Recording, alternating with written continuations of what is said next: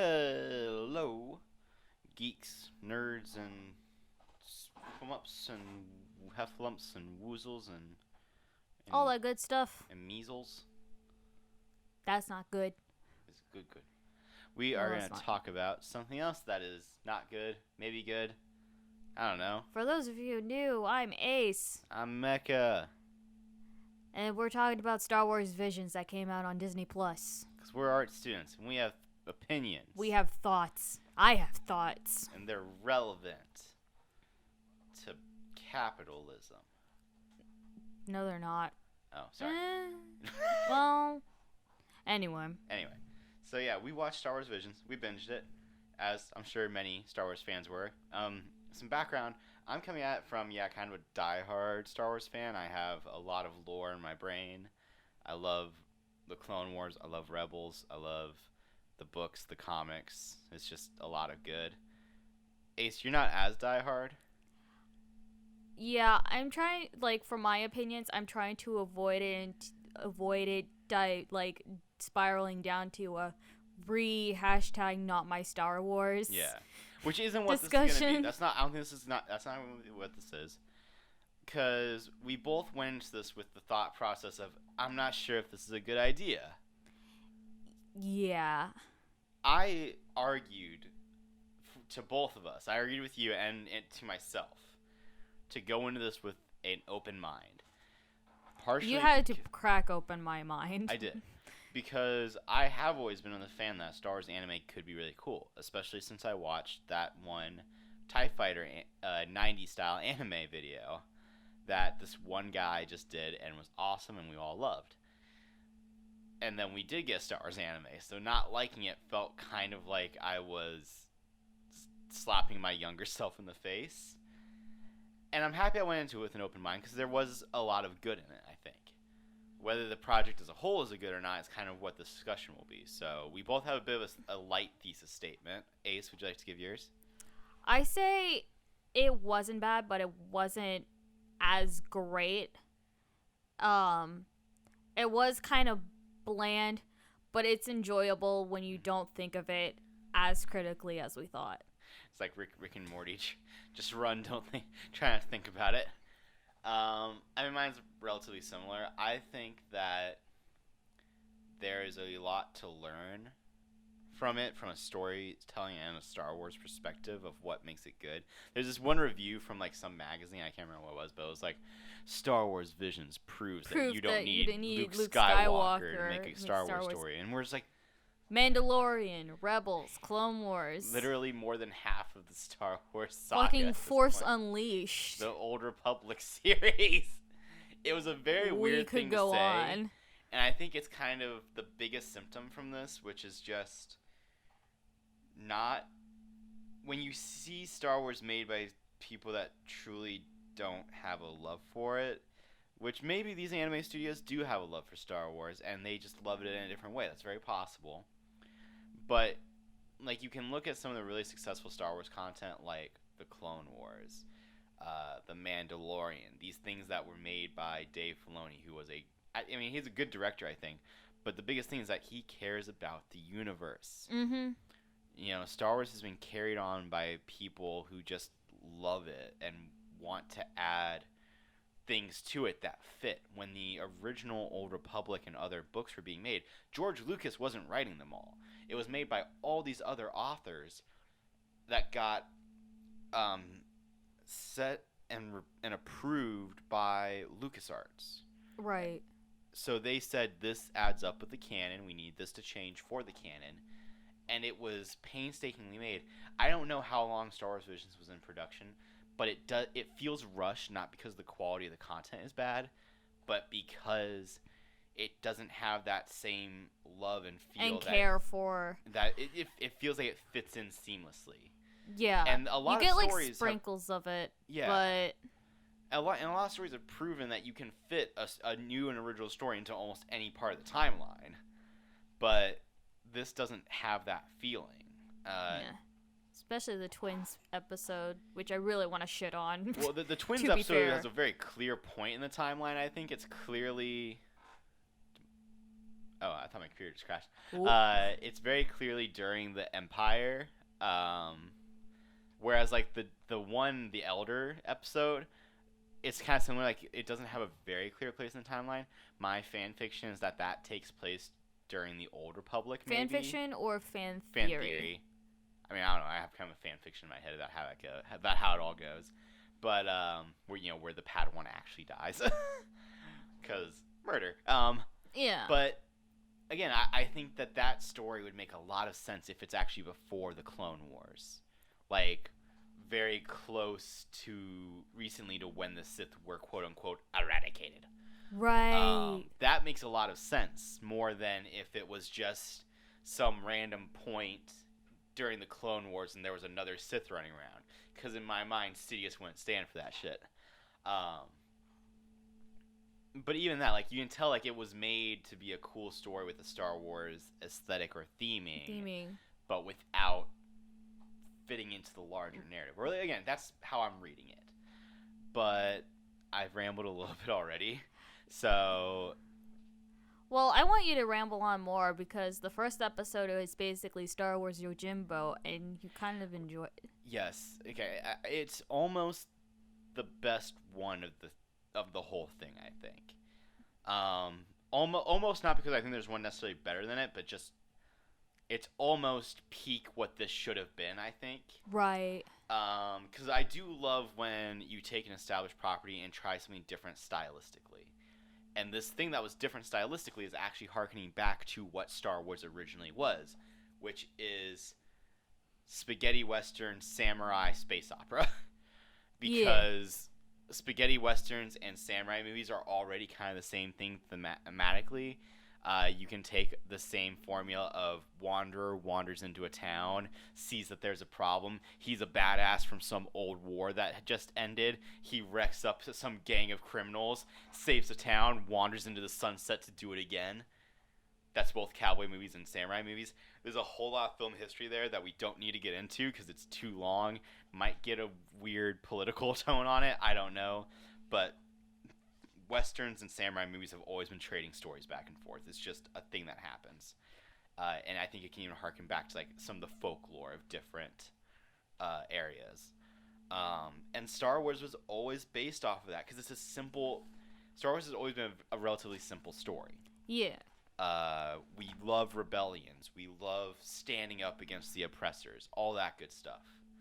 So really leaning into that and letting it feel like Yojimbo or another Akira Kurosawa movie is a great idea, because the Jedi, the Sith, Grey Jedi, all these people, they were just kind of like wandering around being cool. Pretty much. And again, this does have kind of a clear point where it sits in the timeline because we have these like dudes in First Order Stormtrooper armor who obviously like are Empire rejects who are now just trying to continue subjugating people for their own gain and just found a new boss. That boss happened to be another Sith Lord ? Because Rule of Two says that we kind of should have known about her, but that's one of the things I love about like the Inquisitors is they throw these people who want to be Sith Lords in there who aren't quite but have like their own cool things going on. So that my personal fan theory on that episode is that was an Inquisitor who saw an opening to claim the title of true Sith, and took it and did pretty well, but ended up getting her butt kicked. And this other guy was, just wanders up and we're like, oh, obviously a Jedi, obviously trying to fight for what he used to believe in. He's going to save the town. He goes in after a very Samurai 7 ragtag group of bounty hunters is pretty cool, but ends up getting their butt kicked. I always love seeing a Trandoshan as not a bad guy, because they're the lizard people.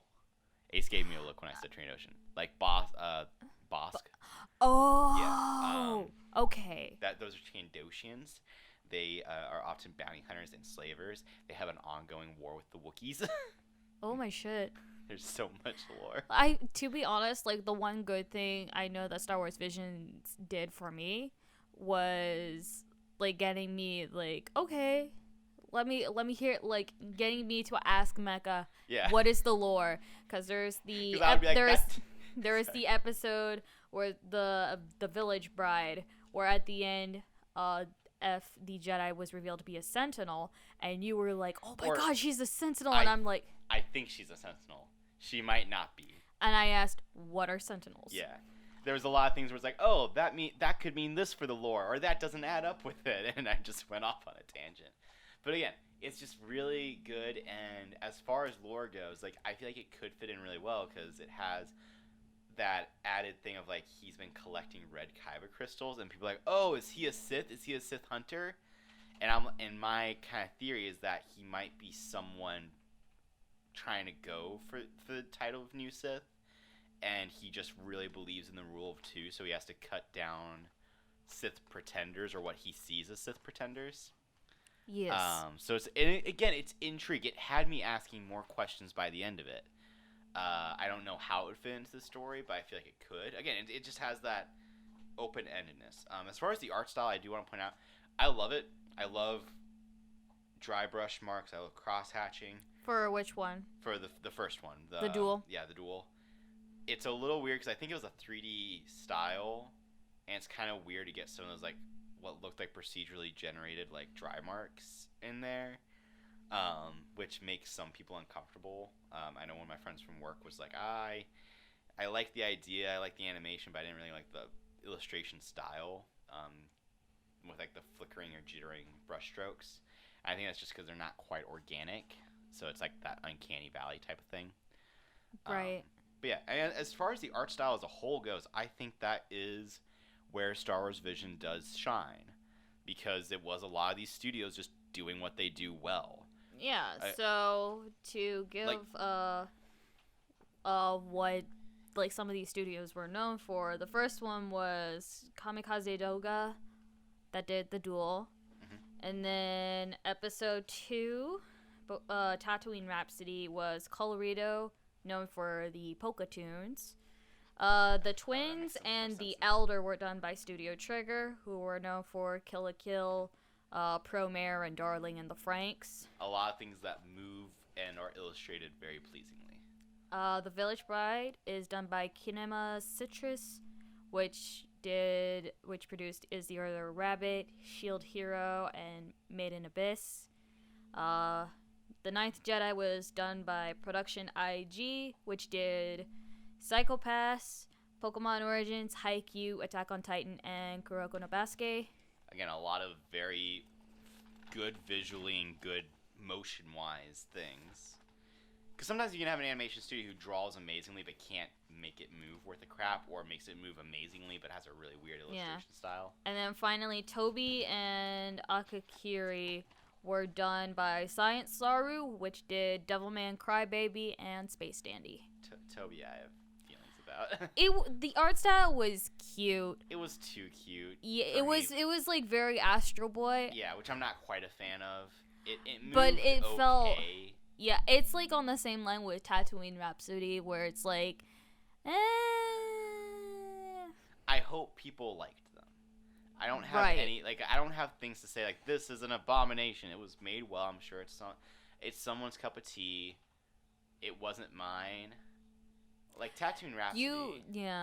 I want to like it because I do like a story where sometimes it's not about some big laser fight or sword duel. It is just people having other jobs in the Star Wars universe, and I feel like that's very interesting. Like, I'd love to see a slice of life anime in Star Wars. Ooh. I want to see the Moisture Farmer story. Honestly, though, what if we actually did get that? Or like, I'm calling it right now. The next season or whatever, the next batch of episodes for Star Wars Visions, we're gonna have a Moisture Farmers.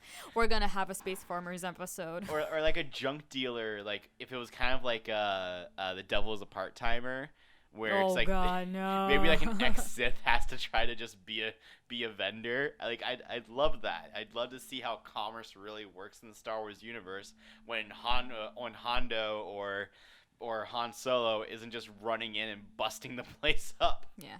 You actually had some issues with the Toby episode. Yeah. So because Toby wanted to be a Jedi, and you were so concerned that, like, if he was force sensitive, there better be flesh on that boy.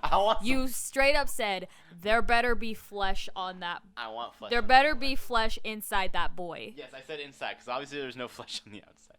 So I feel like that was, again, I'm not a fan of the art style. Not because there's anything technically wrong with it, just...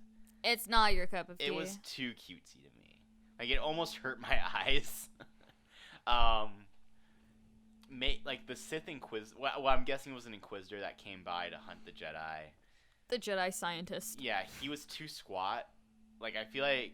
Because the scientists and the robot boy were so squat and cute. If he was, like, tall and, like, you know, more, like, traditionally muscular...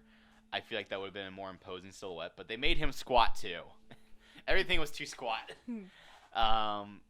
Too much squash in your squash and stretch. Well, that's the problem. It stayed squashed. It never stretched back. I feel like it was a very unclearly told story. I didn't know why that robot wanted to be a Jedi. I didn't know who that old man was.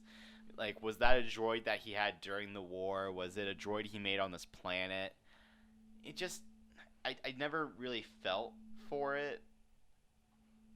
And the fact that the robot did use the Force by the end, because the Force, no matter how you look at it, is in the flow of life. And although we know that droids can become sentient in the Star Wars universe, we've never seen that mean, as far to my knowledge, maybe there's a comic I don't know. I'm sure there is a comic I don't know, but maybe there's something I'm missing.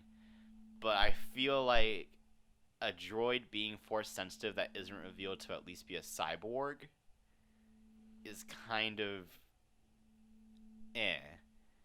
which is, and it doesn't make it a bad story necessarily, because that does kind of get into a lot of like the canonicity and all that. But again, it feels like the root of the problem, where it feels like these people didn't really care about it, right? Or like, if they did care, because again, maybe they did, and this is canon somehow, I would have loved more of an explanation or a hint to how it fits in, instead of just saying, yeah, droids can be force sensitive.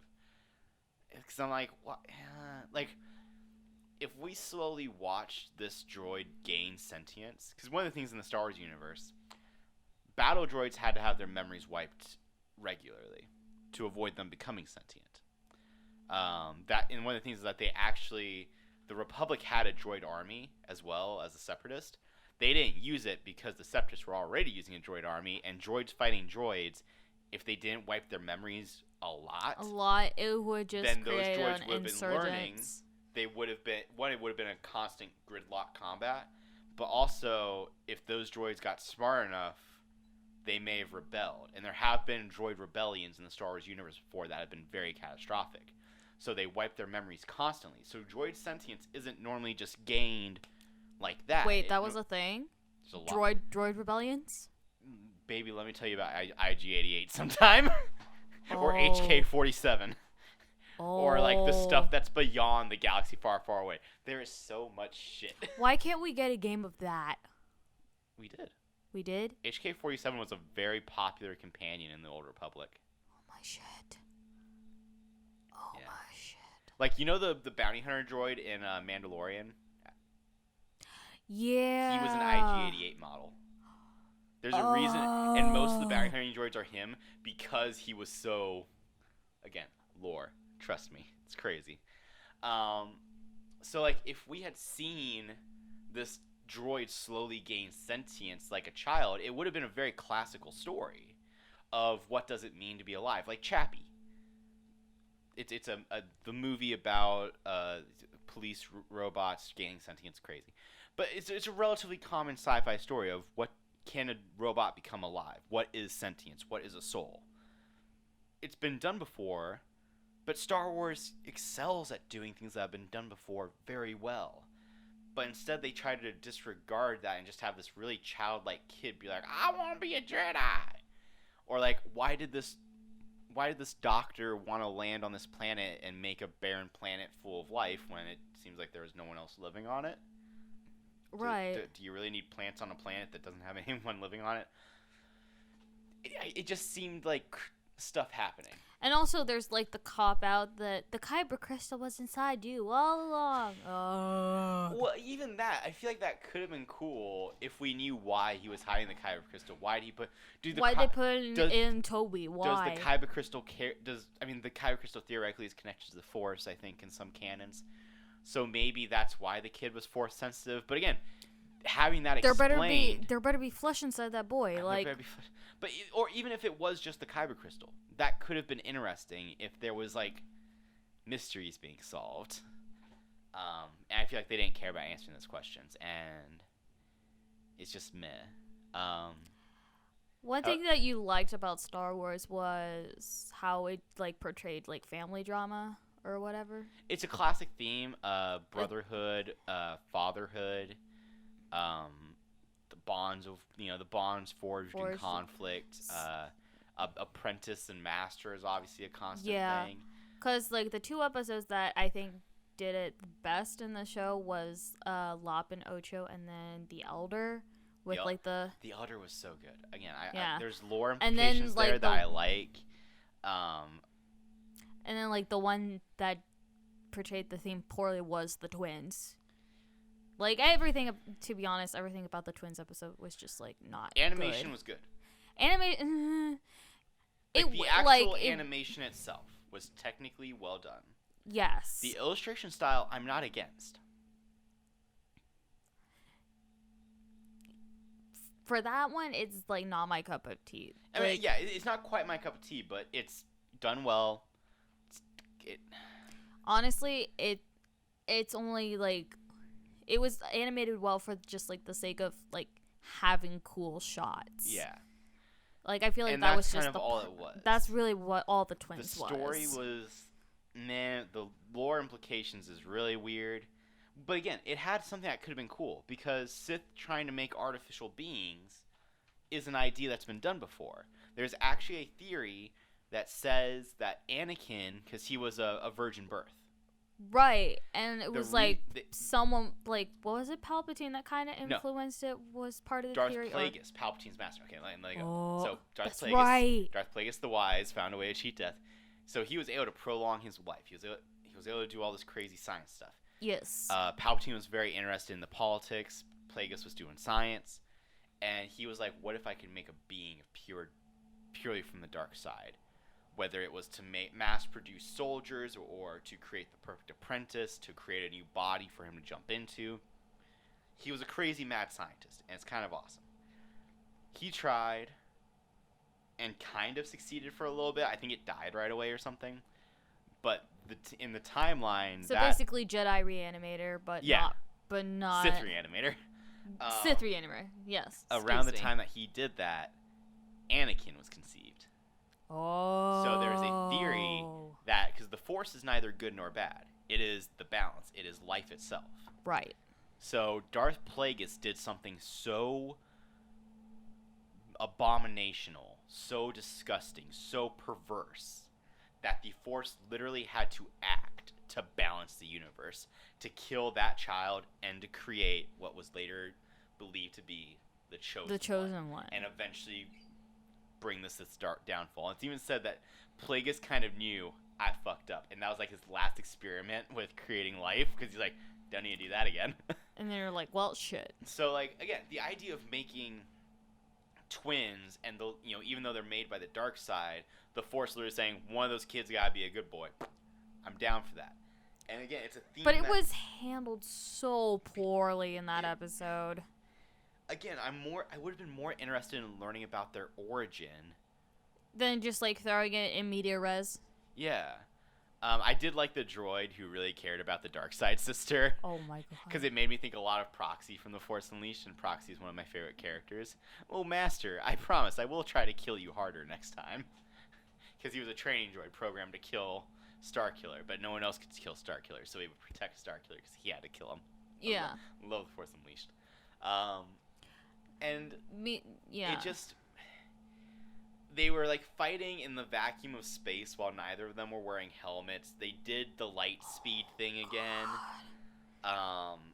It was just a whole lot of anime protagonist it was bullshit. protagonist power all the way, and that Yeah. doesn't feel. It doesn't feel. You know, interesting. like Michael's drunken rant about how did Natsu beat Sting? The power of friendship is bullshit. It felt like that. Yeah. Again, it was like only the skin of Star Wars. Like that was just like the surface. Yeah. Like very surface. They're level. like, hey, we like laser swords. We like cool space armor. Those triangle ships look pretty neato. Like, the guy had an X-Wing. Why do you have an X-Wing if he was living with the Empire the whole time? I don't know. Did they appropriate it? I don't know. Appropriate it.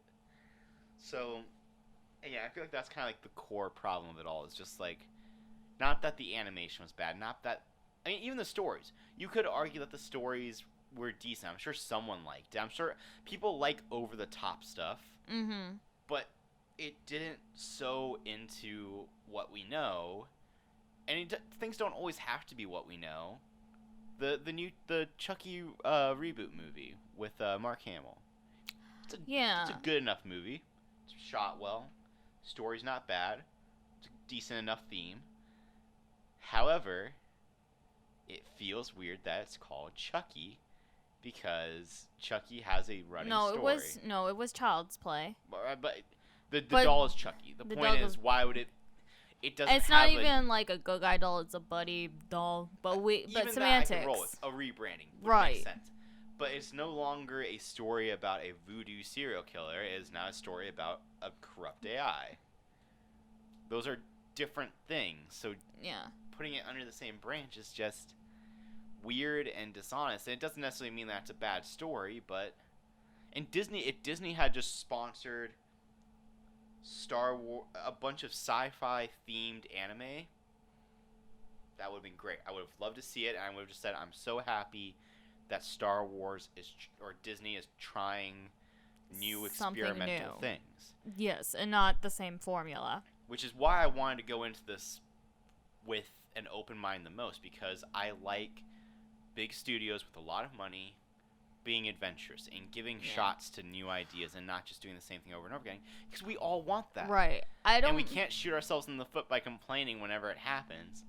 But they called it Star Wars. Yeah, I don't want to cut off your tangent, but I do want to get to like the episodes that did do the theming of like familial bonds, justice.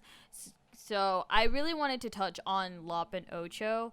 Like, I felt like the found family dynamic was great, and then being good Star Wars theming, the capitalist society, the whole like imperialistic society, and then just like having it ingrained, like having it being taught to you as a child, and like growing up and just like seeing.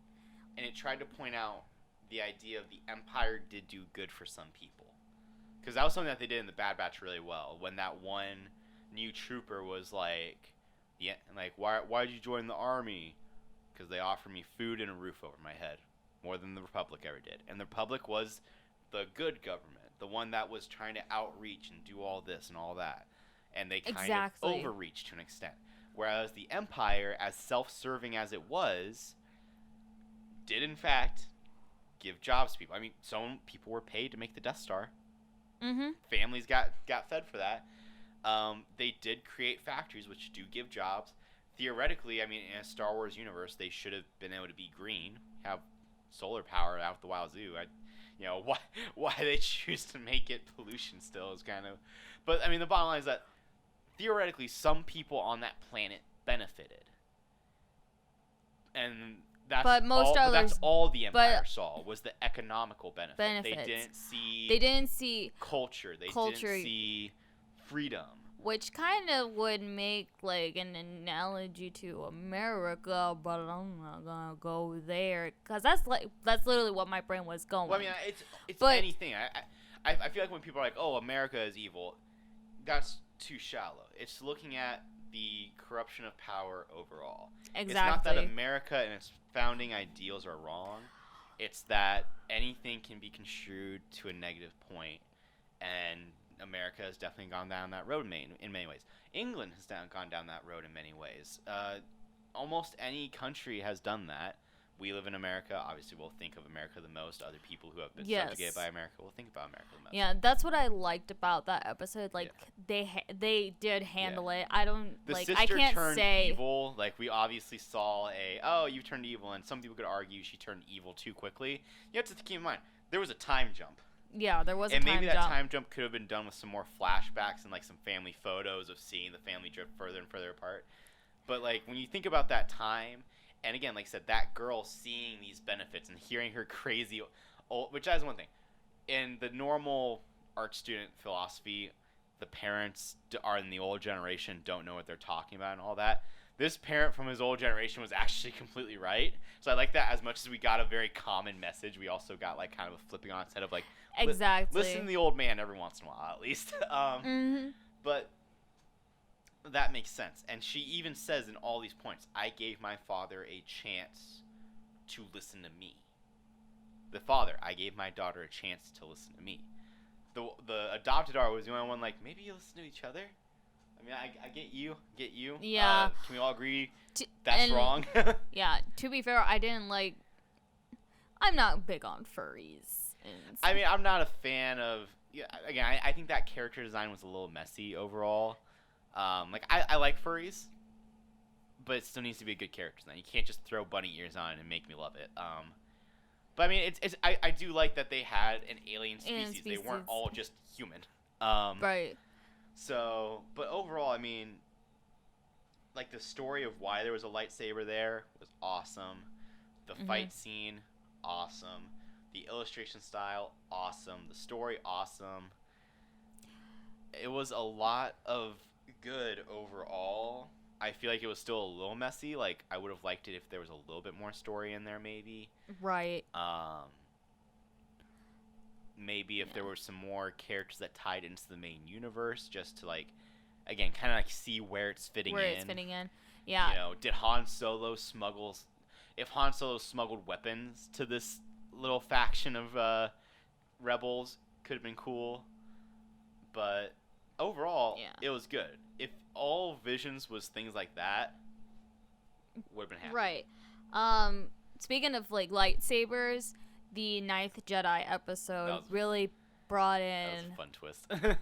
Well, it did bring, like, an interesting lore about, I guess, lightsabers in general. Yeah, so, again, I don't know. So much that I liked about it. I've never heard of a lightsaber smith. In the Clone Wars, there's a droid. That's weird. There's a droid that is like the lightsaber assistants and kind of like the expert. And that's the thing. Like, there are Jedi and different people who are like their expertise is constructing them. But every Jedi was always supposed to make their own lightsaber. I'm totally down to believe that there was a kyber crystal out there that can change colors. I mean, the red kyber crystals, depending on the lore, whether it's legends or canon, the Sith would bleed their crystals and change them from blue or green to red. And then there's Ahsoka just like purging the red crystals from corruption. Yeah, she would purify them. Yeah. Other lore says that it was red because they were artificially made kyber crystals because Sith didn't have access to the same minds the Jedi did. So again, lots of cool stuff there. But so I'm down to believe the color changing crystal and the length changing and all that, because I mean lightsabers are weird in general. And then there's like the colorless, which saber. Again, that was kind of cool. It was cool. But again, the idea though that there was a specific saber smith, the idea that all the Jedi, because again, that's a very samurai movie type thing. Because in reality, not everyone knows how to make swords. It's a very difficult thing to do. So the idea of, the whole kingdom would go to one swordsmith, or this clan gets their swords from this clan. That makes sense. Valid. Putting it into Star Wars doesn't really make sense, because the only people that would know how to make lightsabers would be Jedi in general. In general, yeah. There wasn't just like a lightsaber shop they went to, because you were supposed to, it was your weapon. This saber is your life, young one. And that's not what we got. Yeah. But overall... Also, to be fair, I didn't like the main girl trope that like, oh, plucky, cheery girl wearing pink is just stumble across something even bigger, and I'm like, fucking really? Yeah, and she's just awesome at lightsaber combat and saves the day. Fucking Mary Sue. But I like Margrave. I like the one guy who showed up who was really excited to be a Jedi. He's like, ooh, I want a lightsaber, I want a lightsaber. Totally pissed his pants his first fight. But Margrave was like, yeah, that was your first fucking fight. The next one will be easier, buddy. Like, wait, like that the one because there was all the traitor Jedi who turned out to be Sith. Woo! Because again, such a great setup with the color changing blade. Yeah. But there was that one guy who just genuinely wanted to be a Jedi, and he got just super scared. Totally was useless in that fight. But the master was like, "It's cool, bro. You just started. You'll be better." And even though you don't see him be better, I just love that. Because again, as an actual martial artist, like, yeah, the first time you spar, like, even if you've been practicing the forms forever, the first time you actually fight is going to be kind of BS. Because you're going to get scared and confused at someone way better than you just charging you. Right. So I love the idea that this master is like, hey, I'm taking you not because you're all that I've got, but because this is how you're supposed to learn. But yeah, I mean, it makes sense because a lot of Padawans during the Jedi Purge defected and became Sith Inquisitors. So all of that made sense. They were hunting Jedi using a lot of different means. So that story was great, just except for the weird Sabersmith. He's the only thing that's just like, why? Again, it's something that's just being added to be extra anime. Which is kind of exactly what I was afraid of. If they put the anime style over the Star Wars subject. Right. Yeah. And then you said Akakiri, like the last episode of that bunch, was interesting. Which one was that? It was the one where like the lover died and the Sith brought her back to life, and he joins the Sith anyway. Yeah, because yeah. I mean, the style there was a little weird, I thought. But also the lover's character design was major yikes. Like, I didn't like it at all. Yeah, but I can get around that because again, the story was good. Because I mean, it's very classically Anakin if you look at it. He had a vision of his lover dying, and everyone was like, "Hey, chill out. Let's see how this plays out." But he was like, "No, I can save her." Okay. He went and fell to the dark side as he almost killed her. Actually, he did kill her. He just was able to bring her back. And he was tempted by a greater power, which again is like just it's a classic Star Wars story, and it's a classic story in general. Like that's a nearly, not who's the guy that wrote Romeo and Juliet? Shakespeare. It's a Shakespearean level of classic. There is this like falling to a dark promise. And even if it pays off, he was corrupted. That Sith used him as a tool. Yeah.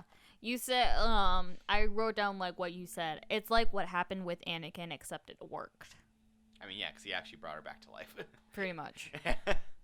Yeah, I was witty. That was a good one. Can we talk about the Elder one a little bit more? We can. This is good. Also, the design of the Elder is just... He's so weird and creepy. So weird and creepy, and I love it. Because, again, the idea that he's an ancient Sith from, like, the much older days, mm-hmm. and he's like, I just want to kill shit. To be honest, I really like how when we saw the Padawan, like, just itching to fight, mm-hmm. we both know he's gonna eat shit. Yeah. Which, again, that's how you learn. You learn by falling on your face.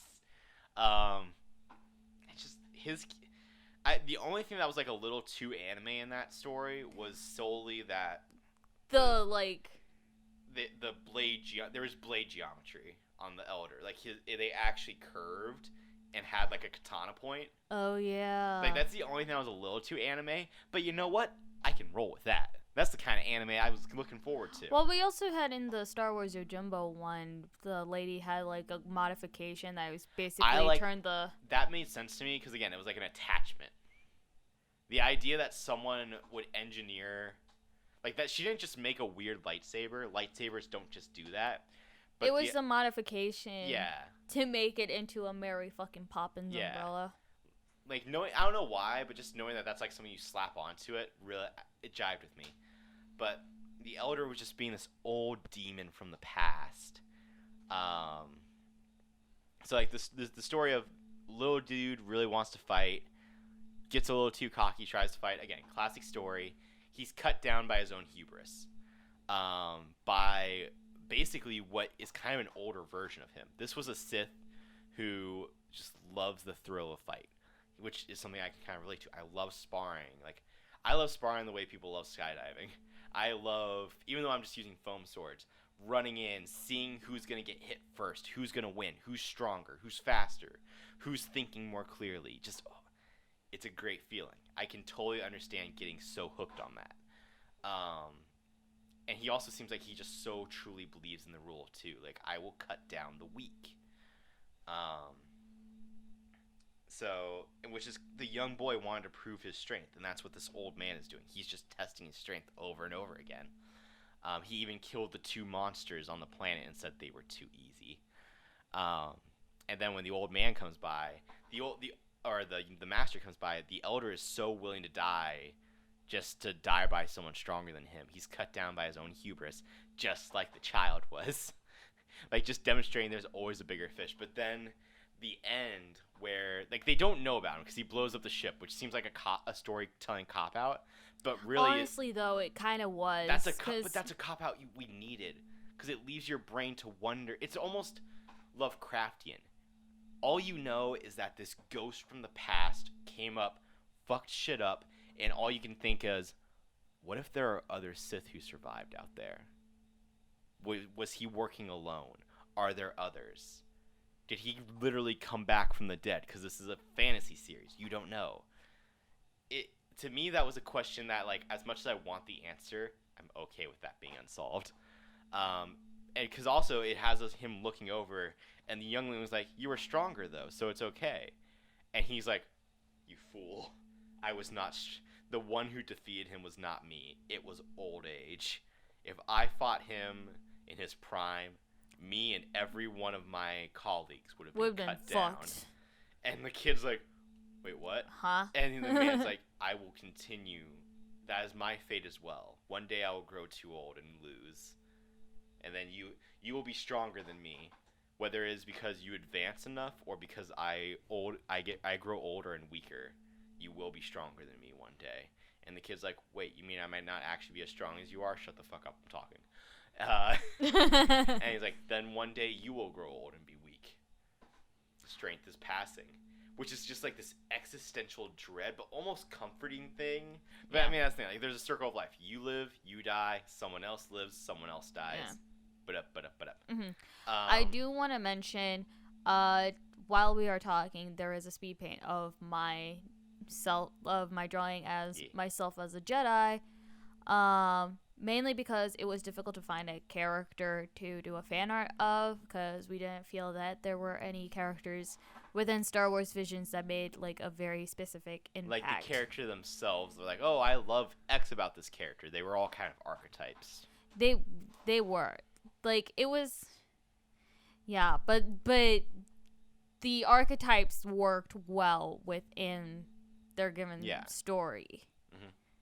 Except for the twins episode. I want to shit on that so badly. Fucking.